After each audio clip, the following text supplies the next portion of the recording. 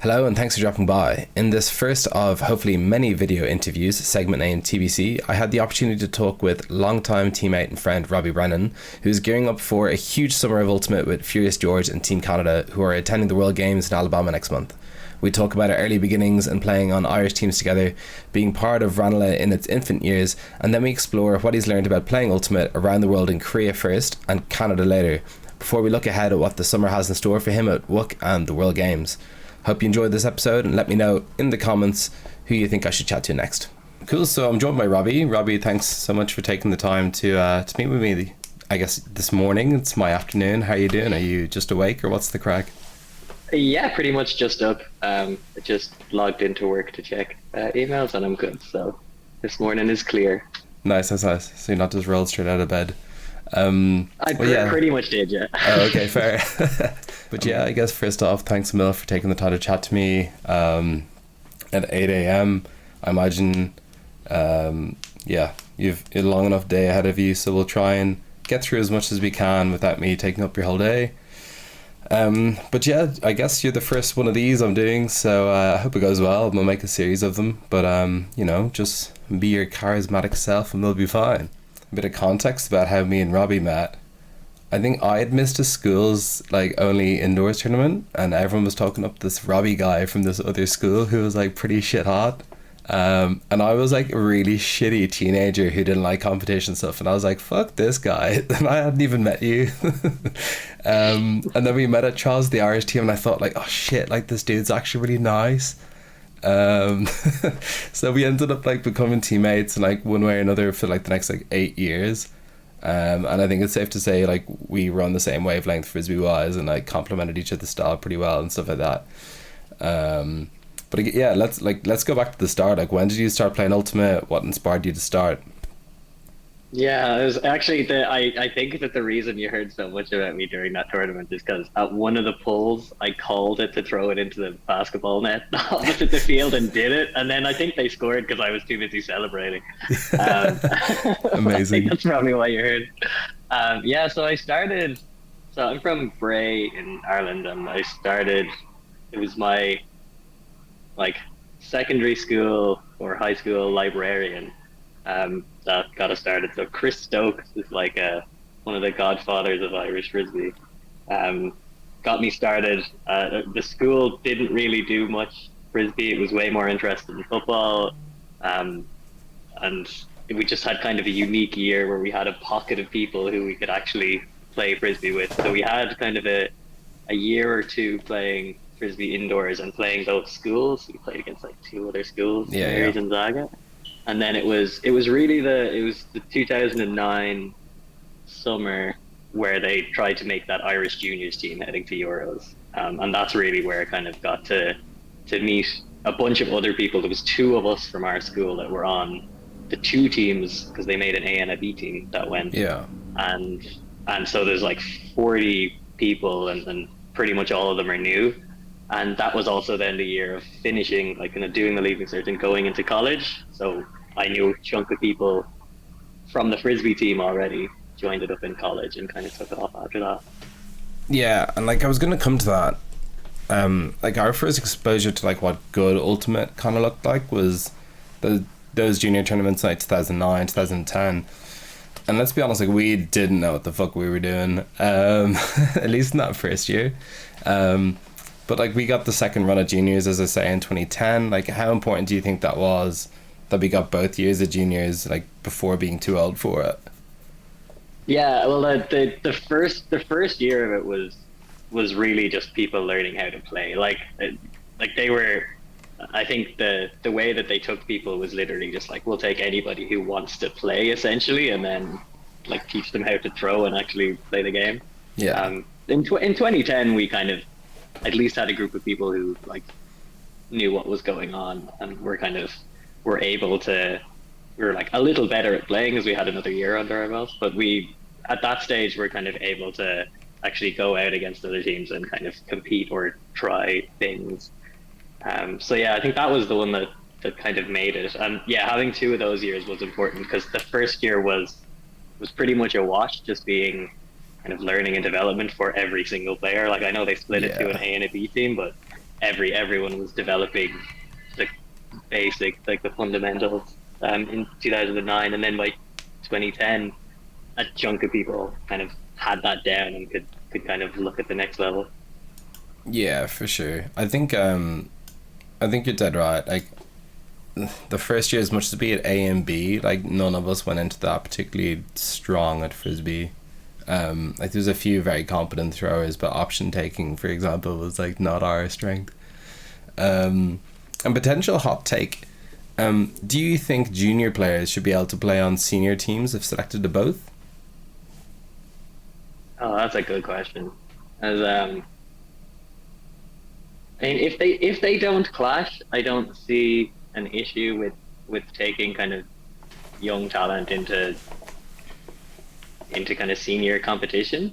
But if they were to clash, I think I'd always prefer to try and stay in age. Like one of the big things that we got out of it wasn't just the level of competition. It was like the friends you meet along the way, but like not even the people that we, not even our own teammates, like the people that we played against. Like there's a ton of European frisbee players who we played against in 2009 who I'd still like chat to at tournaments and stuff. For sure. And like if that was a senior competition, they'd probably all not be playing unless they're not. So yeah, I think part of the underage, it's a bit deeper than just the ability of the player. But I'm definitely not against if a person's good enough to be on a senior team. I think like the senior team should be the best of the people in the country. Yeah, fair.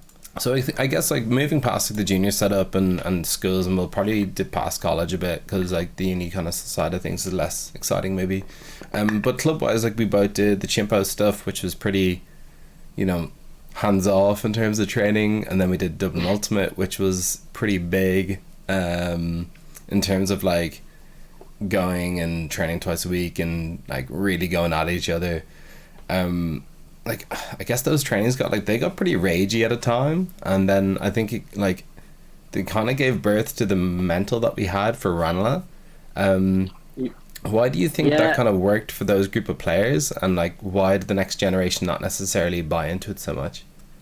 Yeah, so I think there's a couple of ones. So I was around for the Chimpo piece, but the Dublin Ultimate, I was kind of in this grappling of whether I kept football or frisbee, and I didn't do a lot of the Dublin Ultimate stuff, because I remember that was when Ranila had started.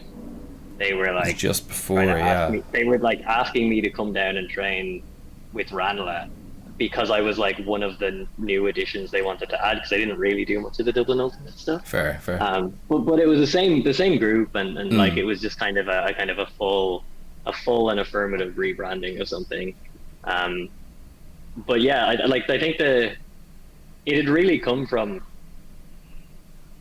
It's weird reflecting on it now because at the time I kind of thought that it was the right way about it, and retrospectively, I think I would definitely do things differently. Yeah. Like I kind of think that it was a cross between what people had experienced in their own sporting places and the two environments where Gaelic football or football itself, which are both kind of pretty intense and aggressive environments. Or probably rugby as well, but same kind of vibe. And rugby as well. And then there was also this little edge of what people thought high level sport was. Yeah. The thing that followed us around Ranelagh a lot was references to like what professional sports people said. Like Brian O'Driscoll would talk about people fighting at practice, or like, Roy Keane would be kicking up a storm at a training camp or something. And they were kind of hailed as the examples of what people should be doing. The Irish icons of the sporting. I guess so. Instead of kind of trying to make our own kind of identity with the group that we had. But I did think it fit the group that we had first. The group that we had at the start were of that kind of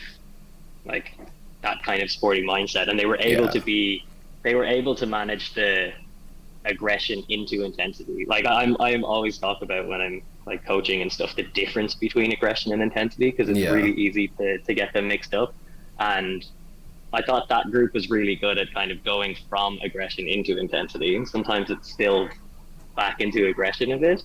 But I think even the current kind of crop of players are much better at coming from kind of calm into intensity. It doesn't need to get up to past aggression. Yeah. But I kind of think of it as this spectrum, and Ranelagh at the start definitely came from aggression into intensity. Yeah, no, that's probably absolutely fair and spot on.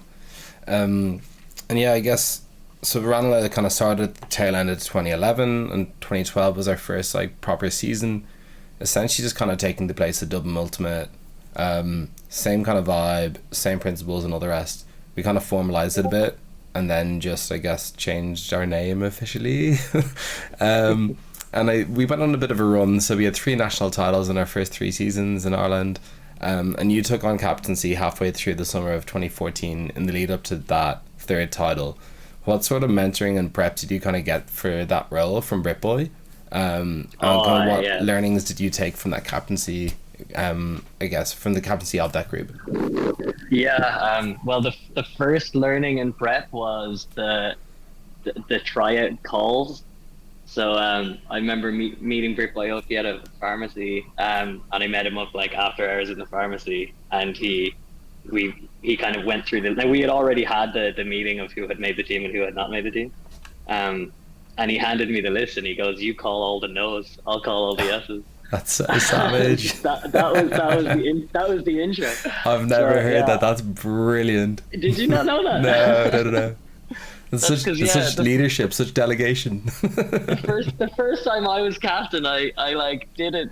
I think I did it to like Rob Holland I think I did it to Rob Holland their first year. Literally just I was just copying. Like I didn't think of like the repercussions of doing it or anything. I was just like, well, this happened to me, this happened to you. Yeah. But, that was the intro to it. Of kind of like this is what you're dealing with. And Rob, probably the kind of guy who was like, he'd get off every single one of those phone calls and be like, man, that felt so shit. Like, he'd hate really that. Hard. It's really hard to do. Yeah. But it was like, I definitely like, I learned a lot from him. And like, I did think like as a leader, he was great. Like he was the one that put a lot of that together. And as much as paring down some of the aggression or intensity, like he created the whole thing. Yeah. Like he made the team like what it was, and the fact that it's still like a team with full representation that's still kind of at the highest level in Ireland and competing at the highest level in Europe and stuff. Like it's a huge credit to what he had created. And so so my learning for that was kind of a lot of observation beforehand as well. Sure. And then a lot of kind of on the job stuff. So when Britboy would get me to kind of do like a speech at practice or something, it's kind of like, this one's on you. And that's kind of the way that he would do it. He's kind of like he just kind of get you on the hot coals for a little bit at a time until you were able good and ready to like kind of go ahead and take it over. And kind of it was definitely a kind of a plan to bring me in. I don't know if it was a plan to bring me in as soon as I ended up being in, but that was definitely the plan. And the way that we had kind of managed that too, because like Sam Megan was like the coach, but Sam Megan was as much of a captain as I was. We had kind of essentially delegated it that I was kind of the emotional and motivating leader, and he was kind of the tactics and kind of skills leader. And that was really how we carried it.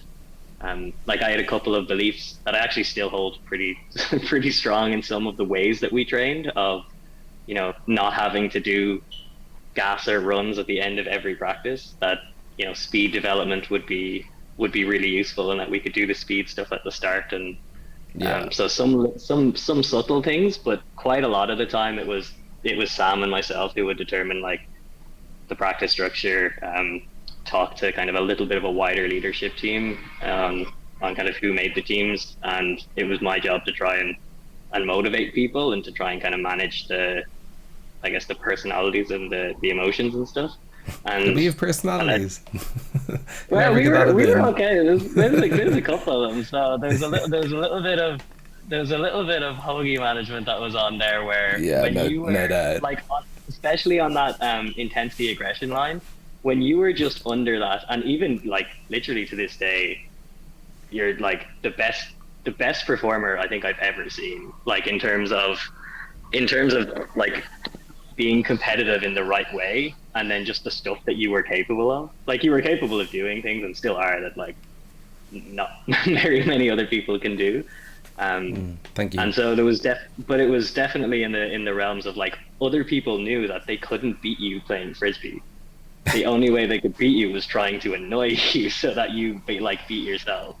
And that was like a lot of, and I think like you did that yourself as well. I don't take any credit for the way that you manage yourself. But like a lot of that was kind of trying to make sure that the environment that we had in the team was like allowing for not just yourself, but it was like a couple of other players as well so just so everybody could kind of thrive. And it's hard when people thrive under different circumstances. So we would do I remember we would do our big serious speeches, and I would always turn to Killian Flynn and tell him like a joke after we did our speeches, just to let him know like that it's okay. Yeah, for sure. If you don't take this big seriousness, it doesn't need to apply to you if that's not what makes you play your best. Yeah, no, for sure. I think there was some. Oh, sorry. Go ahead. No, I think that was pretty much. I think that was pretty much it. Like, I just did towards the end of that. So I did that for I think about 2 years, and I think towards the end of that, it just became too hard to try and do the emotional leadership stuff with my like really close friends as well who were on around that. And I kind of had pulled back on that then pretty strongly. I think I had a pretty bad reaction to. I really enjoyed doing that when I was kind of almost copying Brick Boy's role, and then as it became more my role, I kind of said, okay, well, I think I wanted to do this as, I don't know, maybe I could feed into the tactic stuff, but I couldn't do the emotional leadership part anymore when the team was made up of like all of my really good friends, and it was more my role than me copying or playing a part. Yeah, for sure. Yeah, definitely. Because like, what you don't want is to like go to the pub afterwards, and we would frequent the pub. But like you wouldn't want to go to the pub afterwards then just have like a really like awkward pint, like as much as that's not like the biggest thing in the grand scheme, like in the grand scheme of the world, that's not like the very first world problem, but yeah, it's just like you don't want the social interactions around the club, but you also made the club great to be like tainted, so I can totally get that. Cool. So I guess looking past the first few years of Ranelagh, so I'd say the 2015-2016 cycle of Ireland teams, we played side by side again, firstly with the mixed team in 2015 and then the open team in 2016. As someone who hadn't played much mixed outside of Ireland up to that point, like how did you find that switch? Yeah, I loved it. There's more space on the field. You're more in charge of, and these all kind of carry over to even now with the current teams. But there's a little bit more space on the field. You're often more in charge of kind of just person guarding, like switch opportunities are obviously less, and like I think it's pretty much just both of those things, but both of those things tend to feed into the way I play my game a little bit more. Sure. But it was really interesting because that was also kind of a team it was the first team that I'd been under Frenchie as well, so it was kind of a very big difference for me to go into a kind of a team that was as structured as Frenchie's teams were. And I really enjoyed it. Like I really enjoyed the group of people we had was incredible. And it was like, and the team itself played super well. We had our kind of sets and our roles, and like I really liked doing that, kind of being able to narrow your focus a little bit, and just worry about what your role was. Yeah. But yeah, the transition over to mixed, I think the two things that I noticed in mixed is like there's a little bit more space on the field. You typically are, if you're playing defense, you're typically marking one person a lot more than you are kind of roving or looking for switches. And again, both of those things kind of tend to fit into the way that I play. And then the second part of that cycle was the Worlds event in 2016 in London. It was the first time either of us had played at a senior Worlds event. So pretty up and down week for the team, but pretty great exposure to lots of the different talent across the world. I mean, we played Canadians, we played the Japanese, we played the Australians, Germany. the the who's Germany. yeah, Right, the Germans, yeah. of course, yeah, and then the Kiwis as well. So like there was a lot of different kind of styles of frisbee we kind of came up against there. I know I found myself a bit deflated by the results when they didn't really go our way, because we had a good few losses that week. Did you experience that at all, or like were you kind of just motivated to kind of crack on, bank the experience, and learn from it all?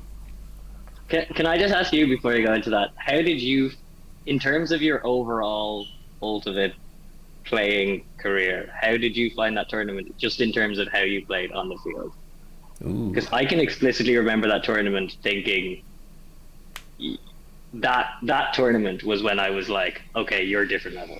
Thank you. I remember watching the like Germany footage, and like our team were good, but I think you were just a step higher than everyone else. And it was one of those things where I was like, I wish as a team we could have given you like three more players like your level. We had people who were so close. Like our offense was so good.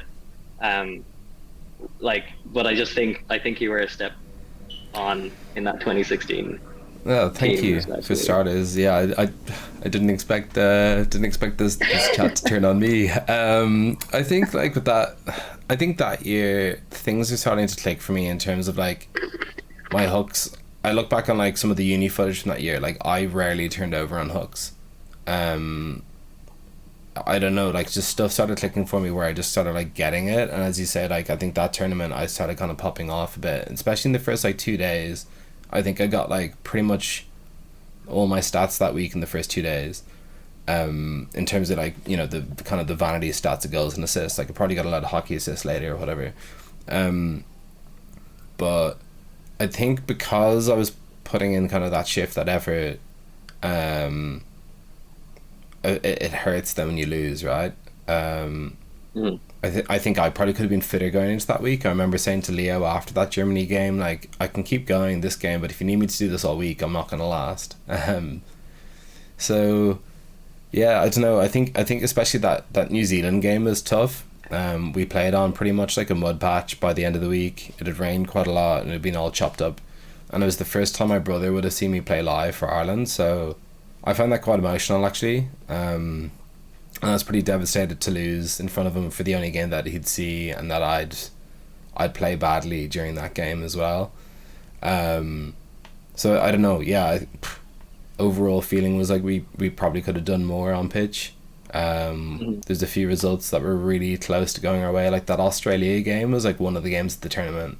We got them to like Yeah. 11s, or 12s maybe, and then we had I think two turnovers in a point. I had the first one, we got the disc back, we turned over again, and I don't think we got the disc from their O line much at all that game. I don't Um, think we got it once. Yeah. we got a couple of breaks early, I Did think, we get and it? then Oh, after the yeah, yeah, first maybe. quarter, I think we were kind of done. Like we just didn't get the disc from them, and that kind of spoke to like their class. But yeah, I think for me, yeah, I was a bit deflated. I think just because we were losing a lot of games, and it wasn't because the boys weren't putting in the shift. There was just teams that were just better than us. Um, so yeah, I guess that was my take on it.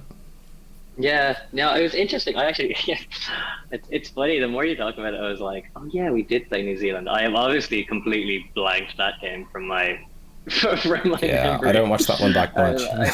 I think that one is watched. I didn't even know there was footage of it. I actually remember I did see it because I Yeah, watched the Japan and the Australia ones multiple times. mm.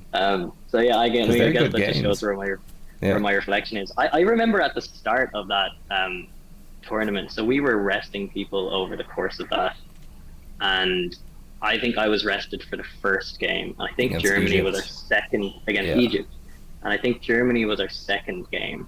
Mm-hmm. And I think I was put on the line for I think I was put on the field twice. I think I played 2 points Wow. in that game, and so literally the lasting bit from that was I remember being so annoyed in terms of playing time, and it wasn't kind of like, oh here, like we have a system, we have lines, like they were kind of individuals being called, and I think it was just one of those where um like I don't know, like I hadn't played enough to play badly. Yeah. And I knew that I was like a good defender at the time. So that was one of those things where that was a hard one for me to take. I think after the second game, like I didn't care that it was on stream. I didn't care about like any of that. It was just the fact that we'd gone 2 games into the tournament and I played 2 points. Yeah. And it was kind of like, okay, if we're saving legs, we're going to be out of the tournament before I'm like with a bunch of saved legs. But then after that, I felt like it kind of started clicking a little bit more. I mean, it's just I started playing a little bit more, and I felt like our D line started doing a lot of good things. It's easier, I think, mentally to play as a D line player predominantly than offense, because like you either get breaks or good teams score. It's kind of, if you're playing a good team, it's kind of the 2 options. And you know, it's a good team scoring isn't the worst thing in the world. It tends to happen, and getting breaks is like a big kind of hype starter. Yeah. So I think that tournament, interesting, didn't affect me nearly as much as the U23s in 2013. Okay. I think that was probably my trigger for like really wanting to put the foot down and work a little more, and to kind of develop frisbee. I kind of considered a lot of the starting from kind of like 2008 maybe to 2013. I was kind of casually playing, and then 2013 onwards was kind of when I kind of took it a step up in terms of just work outside of like in practices and training, that sort of stuff. So yeah, 2016. I think it was a little bit of a disappointment, but more in the light of 2015 and kind of what that team was and what it did. And I definitely know Frenchie felt the same way as well. Of kind of, there was the question of, do we try to keep this team together and go at Worlds, or every kind of the individuals made that decision kind of for the team. A lot of us wanted to play single gender. So we went to the kind of women's and the men's, and I think, retrospectively, like it didn't go that well, but I still think I would have made the same choice. So I was happy that we got to attend the tournament with the group that we did, and like I really liked that team. And like it was a pity we couldn't play kind of a slightly higher level, but I still really like that team that we got to play with. Yeah, for sure. And I guess I just watched that Kiwi game from my memory, so I don't know much about that. Yeah, I think I guess I hadn't really paid attention to game time in the first like game or two, but like you and Rob Holland, I would have always said, were like 2 of the best handed defenders in the country, bar none. And we were lucky to have you both on Ranelagh at the time. So to think you only got 2 points against Germany is a bit wild when they have the likes of Nico on the pitch and stuff. It's weird. It's weird to hear that, because I'd never noticed it. That's good. That's good. Like reminiscing on the good old days. I guess we could probably talk about our first like 8 years together for an entire session, but there's some like more recent stuff I want to dig into. So you traveled some at work and then eventually moved to Vancouver, where you've been for several years. What has playing Ultimate around the world kind of taught you about the game more generally, and are there like skills and nuances you've picked up from your time in Asia and like implemented in your game when you're in Canada, and vice versa, I guess? Well, the first thing is my general opinion on frisbee is it's the perfect size in terms of like it's player based as a sport. I don't want to grow it. I don't want to shrink it. It doesn't. That's my general opinion. It's like kind of all of this big pushes to get to the Olympics, and it would be so cool to see it recognized. But I think in terms of size, like if you play football and you go to any country in the world, you can always play football, but you won't know anybody, or it's very difficult to kind of know people. Whereas in frisbee, I went over to Asia, and like Alan Pierce, like one of my best mates who had moved over already, had played kind of in the kind of Asian frisbee scene a little bit, and so I already knew somebody over there. I already knew somebody really well over there, and he kind of got me to sign up for a couple of tournaments that were around in Asia. And literally as soon as you go to like one, especially the kind of Asian frisbee community does seem to kind of move around. It's almost like the European frisbee community. It's like you know everybody, and you move around to these different tournaments, but it's a similar group of people that will kind of be at kind of a lot of the tournaments. And it's so much fun, and it's one of those things where you know, if you move somewhere in the world, like you'll know somebody who knows somebody. You're always ever like 2 degrees of separation away from somebody you know really well. And frisbee right now is like the perfect size to have that available. So maybe it should grow in general for kind of the future of the sport. But I was very, very glad at the size of it when I when I moved over.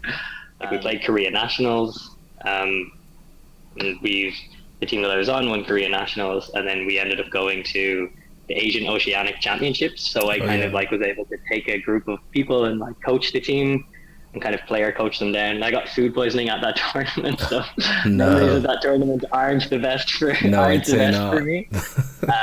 I would play like the first couple of 0 points. I would cut deep. They would have to throw it because I couldn't come back. And then after 3 points, I'd stop and I wouldn't play anymore. And I'd usually just lie under a tent trying to drink water. But I think, that experience was really good to be able to kind of, like, I played that whole year basically mixed because I was playing mixed in Korea, and then we came back for beach. That was the mixed beach team in 2017 as well. Yeah. So that whole year was just like 2017 was just like playing mixed exclusively, and that's where I really got to kind of enjoy the mixed game as well. Yeah. But I think like in terms of particular things that I learned, I don't think so. I try and grab little things from everybody. So I've taken stuff from like people I've played with the longest, like say like you or Sam Egan or like Killian Flynn. There's like little things that I've been like, oh, I like that. I'll try that. And you're just kind of like picking things out of other things you see when somebody's really good at something. In Korea there was a couple of those. Like I got put in touch with like one of Doyler's good friends who had played with GB and lived over in Korea and is actually an incredible frisbee player and a great person. Do you remember the name? Yeah, there was Ruth Carlton. She goes by Waz. Okay. But yeah, so she like was my intro to Korea. Like the very first night I arrived there, like took me out for dinner. Oh, that's cool. With a couple of the like other people that were involved in the frisbee community. And like the next day, then woke up and she's like, I'm not able to go, but there's pickup happening. You know, here's how to get there. Yeah. And so I went down. So in my first like 24 hours in Korea, I'd like been out like for dinner and karaoke with a bunch of like Korea, like of the Korean frisbee community, and then I'd gone down and played pickup like the next morning. So I was pretty much bedded into it right away. That's great. I picked up on something there that I can't let go before we move on. But you said you were never like the best player in the team. Maybe not most all rounder, but you're certainly like most valuable on several teams we've played on together. So I wouldn't necessarily sell yourself short, especially like that 2010 team. I'm pretty sure you came home with the wooden disc that we had for the MVP, which one Helen Thompson may have smashed against the wall. I was gonna say, I was like, I didn't want to bring that Helen Thompson story up. There's a really nice area about that. When I moved over to Vancouver in like 2018, we went out to a league game and Helen was there, and I was still giving her shit. Giving her shit for that. But I said it to Becky yesterday as well. I was like, I'm chatting to Robbie tomorrow and I'm going to bring it up. I also wanted to complete the story. So I gathered that up. So but it was a lovely wooden frisbee that the Team USA, I think one of their dads had made, and they gave one to each team. So our team, like it was their spirit prize, but because their spirit prize was so much nicer, we did it for the MVP at the end of the week. Yeah. So like we just had it, and it was just sitting in the room where everything was. And I think Helen had like thrown it against the wall or something, or like had tried to catch it and missed it or something. Like something happened. I wasn't there. But it was like smashed. But I gathered up all the pieces and I put them in a bag and I brought them home. And my dad, like I just kind of mentioned this. I like took the bag out and I was like, this is what it was. And I just left it there. I didn't say or do anything. And my dad took it out to like a carpenter's or something. I didn't know any of this. My dad took it out to like a carpenter's and he got it fixed. Love that. They like put all the pieces back together and he got it framed, and it's up in my like back room now. Like so when I go back home to Ireland. Yeah. So there's that story has a nice ending because it's back, and it actually created this like additional moment that was even nicer than that as well. So I actually end up having to thank Helen about that every time I see her now. Like that actually ended up being a really nice result. Yeah, it's a rich piece of history now in the Brennan household. Love that. Yeah, absolutely. So you made it over to Canada. You settled in with Furious. How did you find that when you started? And I guess like it's obviously a club with like this enormous and rich history, but did you feel any pressure to like perform and live up to that legacy at all, or was it just like another team? Nothing about performing with the legacy. The people that were around me were definitely a little intimidating at the start. So when I arrived in Vancouver, I probably arrived at the perfect time. I arrived in January, so there's nothing happening with club. Tryouts aren't until kind of like April or May, so there's just league that happens, Right. and it's like a mixed gender 5v5 rolling studs league, and I had gotten myself through kind of Korean frisbee contacts and the other frisbee contacts, Irish frisbee contacts. I'd gotten myself onto kind of 2 league teams, and one of the teams was Gagan Chappa's team. Oh, nice. So I literally arrived on like a Wednesday, and then Monday I was playing for that team. It also had the Mott twins on it, Zell and Collie. Mm-hmm. And there's a bunch of really good young players on that team. Yeah. But that was one of the teams that I had like dropped into. Nobody knew who I was, and so that was like, they were obviously in the top division, and so I was getting to play against like, you know, Kevin Underhill was there, Morgan Hibbert was there, like all of these guys, and they were playing league every week. Yeah, and they were playing league every week, so I was able to like go and match up against them, and you know, I like take it as intensely as I could, and kind of learn as much as I could from them, and that's kind of all I was there for. But yeah, I got more comfortable as well in that environment, and with the pace of the game and stuff, and if that was a good little adaptation time, that by the time tryouts had come around, like they kind of had known me at that stage because we had played league, and there had been kind of an elite men's league that had happened as well. So I was kind of part of that. So that was essentially everybody who was going to try out for Furious or Blackfish or like the feeder team into Furious. So that was kind of everyone who was going to try out for those teams was in this league. Right. So I kind of got to see like generally what the competition was, and you know, being, again, it's kind of that idea of there are way more D-line players that are going to get taken on a team. If I had come in as like an offensive handler, there's not a chance I would have made that team. Right. Yeah. You're not going to like take Nudge over someone from out. like Kevy or Tim Sang or whatever. It's like, but you can come in as like a D-line player with like, you know, who's pretty athletic and has a good attitude. You're like, that'll get you onto the team. Yeah. So and then you're just playing for tryout, game time after that, right? Exactly, yeah. So once the tryouts had started, it's like, that's kind of how I had considered it. Like the coach had taken kind of a team with there was a couple extras, like Andrew Dick was on that team as well. Oh, yeah. In 2018, like, and they had both come from Alistair Robb, who still lives in Vancouver, had been on Furious beforehand. So we kind of had a little European posse. That's cool. So like the 3 of us who were all over there. But yeah, it was just kind of trying to like to push then in practices. Like I had this big attitude from the 2018 of, you know, you're here because you're athletic. And it's kind of like every time we did a fitness drill or every time we did like a gasser drill, I was like, you have to win this, otherwise why are you here? And so I took that kind of bit between my teeth for 2018, completely self-imposed. Nobody had told me this. But I took that for 2018 and just kind of made sure that whenever we did drills like that I was like trying my best to win, or that I was like coming out on top. So yeah, I guess like WUC this year with Furious, in 2014 they came 6th, and then either WUC, the Summit, that's at 2010 and 2018, they didn't attend. So what's the goal for this year? Are you looking for a top spot? Yeah.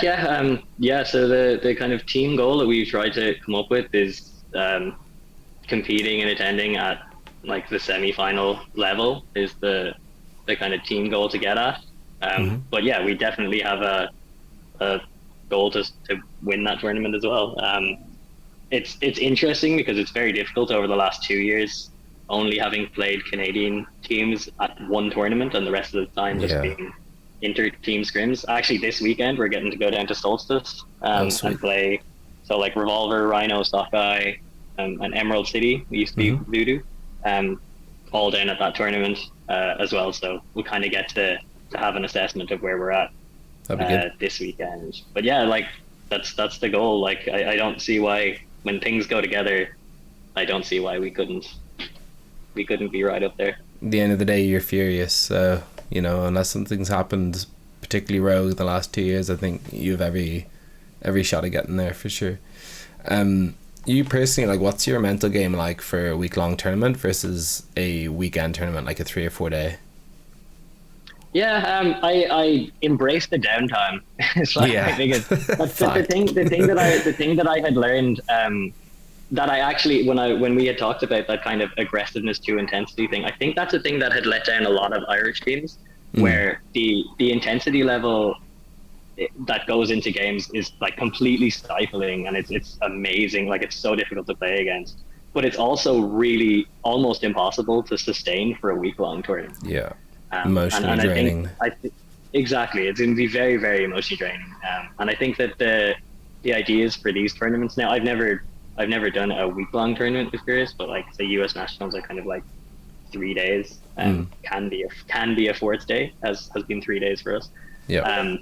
But even with those and kind of going early and playing some pre-games and stuff, that I think the ability to take the downtime to kind of, we do a lot of mindfulness with the team, and it's a lot about kind of, we might meditate for like 2 minutes before, we do it before every practice. Yeah. Do it before games and stuff as well. And it's really useful just to have you kind of locked in some direction. So if that's, I mean, that I found that works for me. So my mentality is really to kind of not worry about like the game at all until you have to go do your mindfulness. Then you can be on it. And then once your game's over, then like enjoy your downtime. As long as you're kind of taking care of yourself, your brain should be somewhere else. Because it's the focus that lets most people down. It's like, I think at that level, everybody's physically capable of doing really good things. It's really just the level of focus. So trying to take care of that as much as you would take care of like your legs or your hamstrings or whatever is probably the key. Yeah, fair. And I guess the last one then on Muck is there anyone looking forward to playing, or do you care who's there? Are they just a bunch of nerds that you get to chump? Not a bunch of nerds. I was like, I've watched so much. I watched so much European frisbee this year, and it's interesting because in the Furious team, I'm like the one that knows European frisbee obviously like the best, having come from it. But it's like, it's cool. Like it's really interesting to see how we would match up against some teams. Like I've watched Isna, I've watched Cuz, like Clapham. Like I know they're all coming. It's like they all look pretty good. Like Wall City, like they've looked good. I've watched Tom's. I've watched like Windmill was just on. Yeah. So yeah, there's no one in particular. I still don't know how I would feel if we were drawn against Ranelagh. Yeah. I don't know whether that would be really fun or whether I wouldn't like that. I guess you've been removed for a while though, so you might not know all the dudes. Yeah, I'd say I watch them enough, and I chat to Fredia pretty regularly. Yeah. So I'd love to see that matchup actually. I'd love to see you now versus like Prime Fredia. Yeah, I know. Yeah, I mean, I definitely would be the only person on Furious who would know to be scared of them. Yeah, They wouldn't be going in with any surprises. Like Fredia might get a couple of freebies against like another US team or another Canadian team where they don't know. But he's not getting any with us anyway. No sir. But I don't know. There's no particular teams. Like it'll be whoever's up against us. I think the seedings from last time might put us somewhere decent, but also because we skipped one, I don't know what they're going to do next. Are you? Well, you might end up taking like the Canada seeding. So would you be we're taking? We're going to come in as number one. Yeah, right. Yeah, we'll come in as number one in Canada. So I think we'll be a pretty good seed. That's pretty nice then. So I guess moving on to maybe the main event of this evening, the World Games. So first off, like big congrats from me. In ultimate terms, like we essentially grew up together for like over half of our careers to date when we were teammates. So I guess just for me, like I'm super proud of you having made the team and having achieved that. And I'm sure you're gonna absolutely crush it and just like, you know, do everyone proud in both Canada and Ireland. So first off, yeah, congrats, dude. Thanks.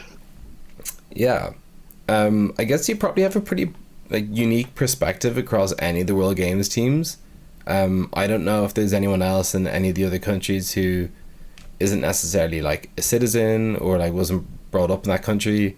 So I guess how does it feel to be representing Canada? You're essentially your adopted home. Yeah, it's strange. It's like I'm, especially with the group. I think it's interesting because I think a lot of the higher meaning stuff is a bit beyond me. Of like, you know, what your country means and representing your country and that kind of like what's in your blood idea. Like all of that's kind of a little bit beyond me. But I also think that was probably beyond me for the Irish things too. Like I am Irish. I'm like very proud to be Irish. But like representing Canada here, it's like I'm representing the place I live, the people that I play with, like now, like the teammates that I train with. Sure. And I don't really see a kind of a higher meaning to representing Canada. I do know that there was a couple of people who, when I had originally talked about, so I tried out for the 2020 of course Canada. So that was kind of like made that squad for the tournament that never happened. But that was the first time that I had kind of tried out for Team Canada, where Ireland were also going to the tournament. Yeah. And so that one was kind of when I had made the decision. So I mean, doing it for World Games is kind of a guilt-free one. So like that part doesn't really affect me at all. But the World Ultimate and Guts Championship one was actually a pretty tough choice, and that was I think I played Euros in 2019, and I think like you said with kind of the Ranelagh piece as well, I think I just felt removed enough from the group of players that I was there. I was like, I think I kind of came away from that team feeling like I kind of didn't belong because everyone else was playing, had played regularly together, and I was kind of a drop in, and I felt like a drop in 2019. Like nothing that the team could have done about it. Like they're still like a great group and stuff. It wasn't anything personal. It was just kind of the way that I felt dropping in. And I think that it then made more sense. Like if I'm going to be playing high level, like country representation with the kind of teammates that you play in week out, and have the best chance of doing well for me and for the place I'm representing, it's going to make more sense to do it to Canada. And I have my it's interesting because I don't think that the feeling from 2019 was very much the group of players as well, was that I was like, I felt disconnected from the group of players. I didn't feel not Irish. Of course. So it was like, I think that was the thing that changed it. It was kind of like when I went over there, that was kind of the solidified. 2020 then was the tough decision, and now that's been pretty far removed from this stage. I mean, representing Canada, I'm very proud to represent Canada. Like I've lived here for 4 years. I will sing Canada's praises all day. I think there's great stuff in Vancouver, and I'm very happy to host anybody that wants to come over and explore Vancouver because I think this place is amazing. But I don't really see any higher level. This is like the highest place I can get to in Frisbee, and all my teammates are like, they're all around me. I live here. They're all super supportive. So that's as far as I need to. That's as far as I need to go. No, that's absolutely fine and spot on, and as you say, like guilt free because there's no Irish team there. I was playing against the GB team a couple of weeks back, and Mark Bignall of Reading kind of just said like wish them well because it was the last time we'd see them before the tournament, and he said you're doing us all very proud, and I, as like the only Irish person in the circle, very like tongue-in-cheek said to Ashley, was like, I don't care how you do. Like I was joking as much as anything. Like I'd love to see them do well, like because I know them all quite well. And he just very bluntly turned around. He's like, how many teams need to drop out for Ireland to get a bid? And I was like, oh no, don't go there. So yeah, be guilt-free. There's no chance we're going to see you in a couple of weeks. Well, it's funny because as an Irish person, there's always this extra layer of kind competitiveness that comes when you play GBG. Yeah, for sure, for sure. So I guess like very kind of top level, because I'm conscious of your time. How has the process been so far, and like how has it differed to say like how Irish teams have been run in the past? Yeah, it was kind of an unusual process, especially because nobody has been showcased really apart from kind of one Canadian championships in the last 2 years as well. So it's very difficult for the coaches. Yeah, so yeah, they had originally created this kind of larger pool of applicants, and the idea was that you kind of just entered and you were placed in the pool, and that just gave you a buy into the tryout. Is essentially it. Like we did a couple of Zoom sessions with this like 50-person pool, but it didn't do anything beyond that. We didn't have any practices together. It kind of just gave you a buy into the tryout. So the tryout was the kind of be all end all. One East tryout, one West tryout. So they took the extended squad based on the results of the tryout. So they took the 24 players based off that, and then even being in that 24 players, like there's 12 male matching, 12 female matching, and then we did 2 training camps. So we played training camp in Toronto, training camp in Vancouver, where we also went down to Seattle and played like mixtape and red flag and stuff. And then we just went to Poultry Days, and so the competition roster was selected just before Poultry Days. So we knew what it was. I don't think it's been announced yet. But yeah, so the competition roster is kind of given and set, and I actually think it's allowed to be. You're allowed to move alternatives, I think, right until July like the first point played or some shit. Yeah. Pretty much, yeah. It's like until the run out day, the day before then. Right. I think it's like July 11th. Okay. So yeah, I mean, it's sports and crazy things happen. But yeah, in terms of the competition roster, that's kind of how it's gone. So the group that we played with in Toronto, played with in Vancouver, played with in the Poultry Days. So we've had kind of 3 run-outs together. Nice. As a team. And yeah, it's just kind of like we've got a base system. We've got kind of, you can generally see the kind of way our lineouts have done. We've got like scouting done on everybody. I think it's all the kind of standard things. I don't think there's nothing special that's really happened. We've got a couple of really nice recognitions from a couple of places. So they got recognized by the Canadian Sports Institute, which doesn't really mean much, but it kind of gives you like free access to a bunch of the gyms that are around, which is super useful, and like some discounts on like sporting wear and things. And we've got we've got some kind of like mindfulness projects that's being run by one of the Canadian she's on like the Canadian women's soccer goalie, I think, who's like runs like this like mindfulness project. That's cool. So we've all got like access to that, being like as part of the Team Canada group. So there's a couple of cool things that have come out of it.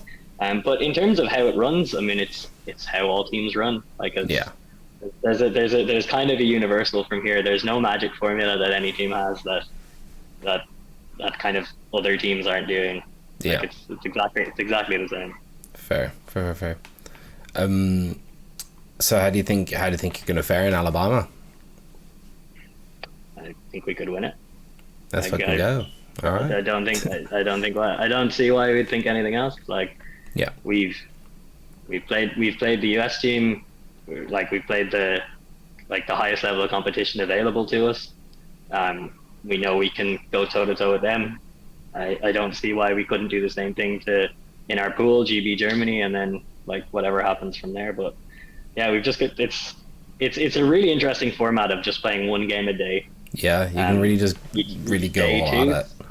Yeah, and I think that's where the level of focus and stuff is going to come, because I think it's going to be like physically people aren't going to be as grinded down as possible, and that should allow you to keep your focus a little bit better. And it's really just going to be about, can you wholly switch on for the 2 hours or however long the kind of prep and game time is each day. It's going to be a really interesting way of trying to manage that, because I think that's going to be new for basically everybody. I think even the previous World Games cycles, the structure was a little different as well. It was different, wasn't it? They probably had 2 a day. Even the people who've done that before, I think it's going to be different again. But.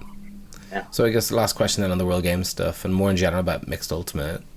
As someone who's probably like open player first, what are your thoughts on mixed ultimate, and like what kind of needs to change for mixed to become a more viable option for more of the top like open and women's players, as their primary, or is that always going to be a case that mixed will be number 2? Yeah, that's a great question, and I have no idea. This has been answered by a lot of people who are more eloquent than I can put it together, and I don't know. Like when we go out and play, it feels great. Like it's awesome watching, and we have a load of different connections, like cross, like gender passing, like single gender flow. It doesn't matter. Like it, I don't know. When our team's rolling, it seems like it's rolling really well, and the fact that it's mixed or open or women's doesn't seem to matter. I don't know. Like there might be like team attitude things, but I think they're so individual to the team that's there. It's really hard to lock that down to a generic, to kind of a general sense. And Fair enough. it kind of just depends on what people really want to do. And like I think the general consensus of the camp in kind of the TC team is that like they tend to like playing single gender more, which just seems to be the case across the board. Like I'm probably a men's player first, and I know a lot of the women are kind of women's players first, and it's kind of how it seems to roll. So yeah, I don't know. I think co-ed sports is one of the huge advantages that Frisbee has over a lot of other sports, is the fact that you can play it co-ed. So yeah, I don't know why I don't know. The highest level, it's still the highest level. It doesn't get easier. Yeah, for sure. Well, yeah, just a final few questions. These kind of probably going to be shorter answers, and then we actually have a bit of a quick fire round submitted by the fans. So looking back on your career today, do you have any regrets or missed opportunities? Probably. I mean, you'd hope not. I don't know. Things have gone really, really well. I mean, the big driver for me in 2013 was trying out for the mixed team and not being selected for the U23 mixed team. But I kind of feel like everybody needs that, and I think that happened at a decent enough time for me. Like I've still gotten lucky with the way that I've kind of being able to float around and kind of join teams at different times, or even gotten selected at different times. Like I've put myself in all the right places for opportunities. But so I don't even know if it's a regret. Now I definitely know that if you're looking at kind of positive and negative points, that was probably the biggest motivation point for sure. Fair. Not making that team was definitely a big motivator for training that season. Fair. And then I guess we've looked back, so looking past the season and what the future holds, more Frisbee, more travel, are you going to stick where you are, or? Likely sticking where I am. I love Vancouver. The place is amazing. Yeah. You can like ride your snowboard during the morning and then come down and finish the day with a beach barbecue. It's like one of the only places in the world I know you can do that. Yeah. It's super, super fun. So yeah, I do really like here. I picked up coaching a little bit more, Frisbee coaching, which I really, really enjoy. Will hopefully kind of push my way into that a little bit more. If and when I decide to step back from playing competitive Frisbee. Yeah. But yeah, so I think there's still a lot of time and avenue for kind of traveling in terms of exploring. I think here is probably going to be my home base for a while, and then extending out to coaching a little bit more. Yeah. We might get kicked out of another Zoom meeting, so we'll go through these quick fire round 10 questions submitted by fans. No thinking first. Well, I say no thinking first answer that comes to your head, but if it's the wrong answer, don't give it. All right, question 1. Favorite tournament snack? Tournament snack, bananas and peanut butter. I'm really basic. Okay. Favorite pump up song or artist? The La song, the song that goes La La. Oh yeah, I know the one. Recently it's been Jack Harlow stuff, but that first one was the first one that came away. Fair. Favorite team to play against? Against? Yeah. Goat. Who? Goat. Oh yeah, fair. Least favorite team to play against? Pelt. Favorite tournament? Windmill. Nice. You can give up one or the other, your karate ability or your music ability. Karate all day. Yeah, I thought you would. It's transfer deadline day. You can have prime Nyler or prime Morgan Hibbert. Hansen? No, Niall Harborn. Not Harburn. Morgan Hibbert. Sorry, Nyler. Savage. Are things on fire or is fire on things? Wow. Things are on fire. That's an amazing question. Things are on fire? Okay. Is it if a tomato is a fruit, is ketchup a smoothie? No. Okay, and final question: Ranelagh or Furious? Oh, I can't. They're so different. They're they both are everything. Yeah, I don't know. Fair. Again. Alrighty, well, I think that's all the time we have, because Zoom's going to kick us out as much as anything else. But Robbie, thanks so much for giving me all your time this morning. So we were rudely kicked out of our Zoom meeting before I could properly finish our chat. What I would have said if we weren't cut off is just a massive best of luck to Robbie in his pursuit of world domination with Furious and TC. We're enormously proud of him back home and we'll be watching closely at WUC and the World Games. I'll hopefully get the chance to hang out with him at WUC, so maybe we can do a quick follow-up episode from the pitches in Cincy after the World Games as well. If you've enjoyed this episode, please do give this video a like and do all the usual stuff. Subscribe, hit the bell, tell your mates. But also comment and let me know who else you'd think would be good to chat to. I'm going to try to get someone from all the teams in the UK and Ireland before WUC. But if I can't, I'll certainly do some follow-up chats as well after WUC to see how they experienced that event as well. Make sure to follow me on Twitch as well, so you know when I go live for SendIt streams, as we have a lot of content to show following this weekend's London Invite tournament. And if you stayed this long, thanks a mil, and keep an eye out for the next episode. See ya.